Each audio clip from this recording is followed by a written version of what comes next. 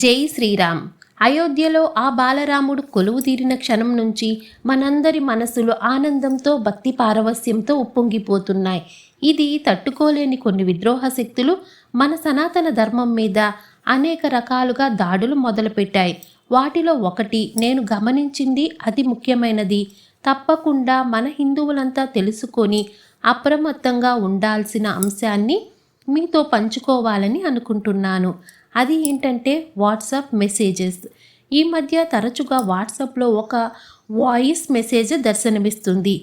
అది ఏంటంటే హనుమకు సంబంధించిన వివిధ పేర్లను ప్రస్తావించి మీరు కూడా ఈ మెసేజ్ను ఇంకొక 20 గ్రూపుల్లో షేర్ చేయండి.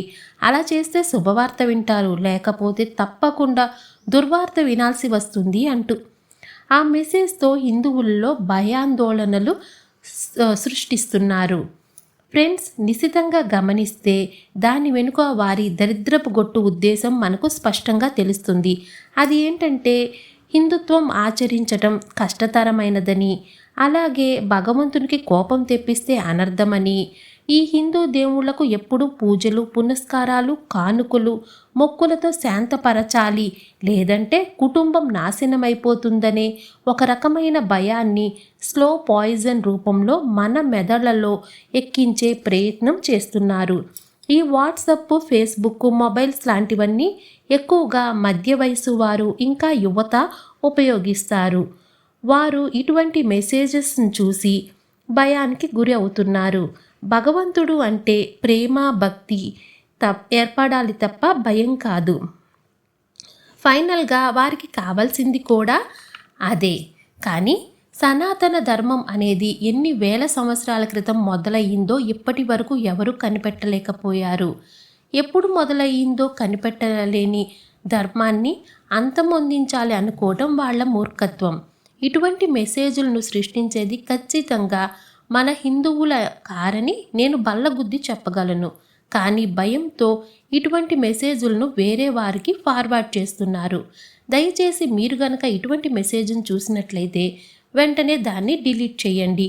అలాగే మీకు ఆ మెసేజ్ పెట్టిన వారికి కూడా గట్టిగా బుద్ధి చెప్పండి. మన హిందువులు ప్రతిదీ చిన్న విషయమే కదా అని వదిలేస్తూ ఉంటారు. అదే వారికి ఇటువంటి తప్పుడు పనులు చేయటానికి కొండంత బలాన్ని ఇస్తుంది. కనుక ఫ్రెండ్స్, ఇక మీదట ఇటువంటి వాటిని సహించేది లేదు. మన వారు ప్రతిదీ కూడా చిన్న విషయమే కదా అని వదిలేస్తున్నారు. అదే వారికి కొండంత బలాన్నిచ్చి మళ్ళీ మళ్ళీ ఇటువంటి తప్పుడు పనులు చేయడానికి ప్రోత్సాహం అవుతుంది. కనుక హిందూ జనులు మన సనాతన ధర్మం మీద జరిగే ప్రతి ఒక్క దాడిని సమర్థవంతంగా తిప్పికొట్టాలన్నది నా అభిప్రాయం. మీరు నేను చెప్పిన దాంతో ఏకీభవిస్తే ఈ వీడియోని లైక్ చేయండి. అప్పుడే ఈ విషయం ప్రతి ఒక్క సోదరునికి చేరుతుంది. అలాగే మనందరం కూడా గొంతెత్తవలసిన సమయం వచ్చింది. మీ విలువైన అభిప్రాయాన్ని తప్పకుండా కామెంట్ చేసి మన హిందూ బంధువులతో పంచుకోండి. జై శ్రీరామ్.